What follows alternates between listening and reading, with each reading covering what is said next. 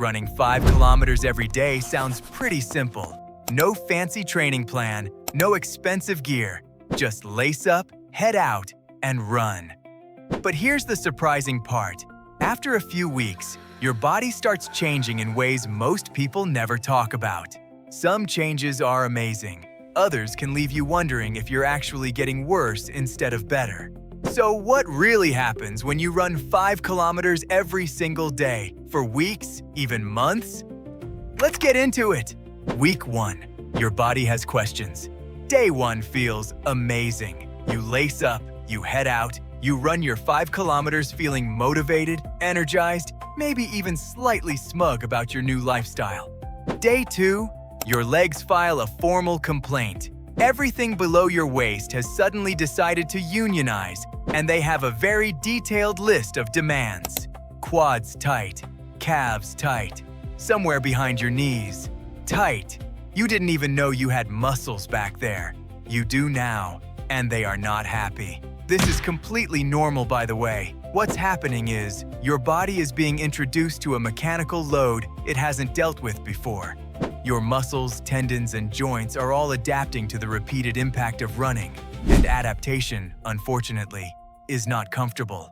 But here's the part that surprises people. Even in week 1, your cardiovascular system is already beginning to respond. Your heart is receiving its first signals to adapt. Blood flow is increasing. Capillaries are beginning to develop. You can't feel any of this yet, but it's happening underneath the surface whether you believe it or not. The biggest challenge in week 1 isn't physical. It's mental. It's convincing yourself to go out on day 3 when day 2's run felt like a punishment you didn't deserve. Day 3 is the most important run of the entire year. Week 2, something changes. The runs don't feel easy, but they stop feeling like a survival situation. Your legs are still getting tired, but they're recovering faster between sessions. Your lungs are adapting. Your heart rate at the same effort starts to come down slightly. Your body is beginning to understand what you're asking of it and is starting, begrudgingly, to cooperate. You also start noticing something that has nothing to do with fitness. Your sleep improves. Not dramatically at first, but there's a quality to your sleep in week 2 that wasn't there before. You fall asleep faster. You wake up feeling slightly more rested. This is not a coincidence. Daily aerobic exercise at this level directly regulates your circadian rhythm. Your body is syncing its sleep signals to your movement patterns. Here's one that catches people off guard. Your appetite changes. Not necessarily that you eat more, but what you want to eat shifts. Your body starts communicating more clearly about what it actually needs. It wants fuel that works rather than fuel that just tastes like a good idea at the time. Week 2 is when running starts to feel like something you do rather than something you're trying to do. Week 3 and 4, the real changes begin. By the end of the first month, your body has crossed a real threshold. Studies on daily aerobic exercise consistently show that 4 weeks of consistent moderate effort produces measurable improvements in VO2 max. That's the measure of how efficiently your body uses oxygen. In plain terms, you can now do more work for less effort. Your 5-kilometer time starts dropping, not because you're trying to run faster, because your engine is getting bigger. The same route that left you breathing hard in week 1 now feels genuinely manageable. Some days it even feels suspiciously easy and you wonder if the route somehow got shorter. It didn't, you just got better. Your legs are changing too. Running is primarily a posterior chain activity. Hamstrings, glutes, calves doing most of the work. 4 weeks of daily running and those muscles are getting stronger, more defined, and more efficient. Your running economy, the amount of energy it costs to maintain a given pace, is improving. And then there's the body composition piece. A moderate 5 kilometers run burns somewhere between 300 and 400 calories depending on your weight and pace. Do that every day for a month, and you're looking at 9,000 to 12,000 calories of additional expenditure before you've changed a single thing about your diet. Not a dramatic number in isolation, but a very real one over time. Pair it with even modest food awareness, and the math starts working clearly in your favor. But here's the thing most people don't expect in month 1. The mental shift is actually louder than the physical one. Running every day creates a rhythm that bleeds into everything else. Your mornings feel more structured. Your focus at work improves. Your relationship with stress changes. Not because the stress disappears, but because you now have a daily outlet that processes it. Cortisol goes in, sweat comes out, the loop closes. Real quick.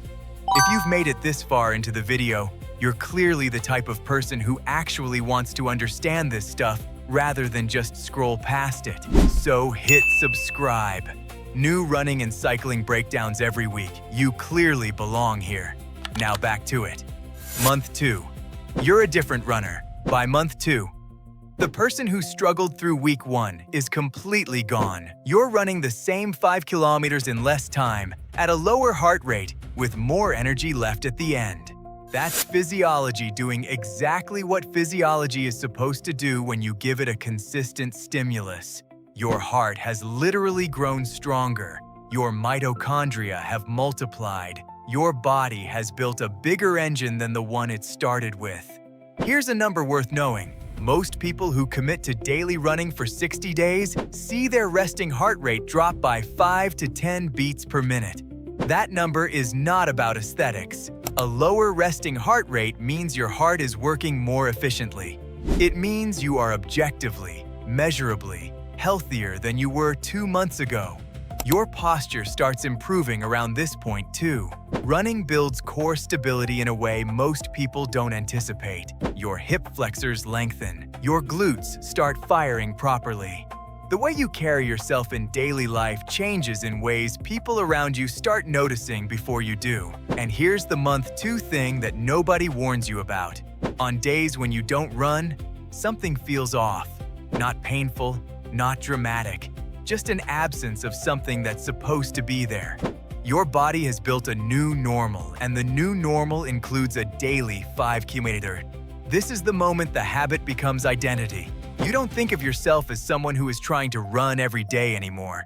You are a runner. That identity shift is worth more than any single physical adaptation because it's what keeps you showing up when motivation disappears, which it will, regularly. And that's completely fine because motivation was never the engine. Habit is. Month 3. The compound effect. 3 months of 5 kilometers every day. That's roughly 450 kilometers on your legs. The transformation by this point is not subtle. Your cardiovascular fitness is measurably stronger than it was 90 days ago. Effort levels that would have completely wrecked you in week 1 now feel like a reasonable warm-up. Your body composition has shifted, not dramatically in the way social media transformation posts would have you believe. Your legs are stronger and more defined. Your posture is noticeably better. Your sleep is consistently deeper and more restorative. But the most underrated change at the 3-month mark is what happens to your pace. The fitness doesn't arrive in a sudden dramatic rush. It accumulates quietly, one run at a time, until one ordinary morning you finish your 5 kilometers and realize with genuine surprise that you've become good at something you could barely do 90 days ago. Here's the science behind why this happens faster than people expect. Running every day at a manageable effort triggers mitochondrial adaptation. Your stroke volume increases.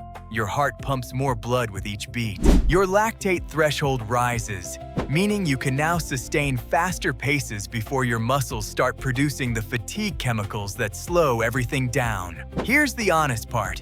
You don't need expensive running shoes with 17 different cushioning zones and a name that sounds like a pharmaceutical drug. You don't need a GPS watch tracking every metric of your existence in real time. You don't need a heart rate monitor, a running vest with multiple pockets for gels you haven't learned to eat yet, a foam roller the size of a small child, or a recovery drink that costs more than your weekly grocery budget. You need a pair of shoes that fit properly, a route that's safe, and the decision to go.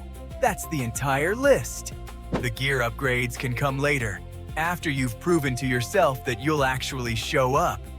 Most people never reach that point because they spend money on equipment before they build the discipline. Don't do that.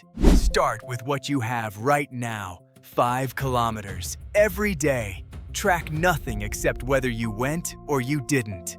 Do that for 30 days and then come back and tell me your body didn't change. It will.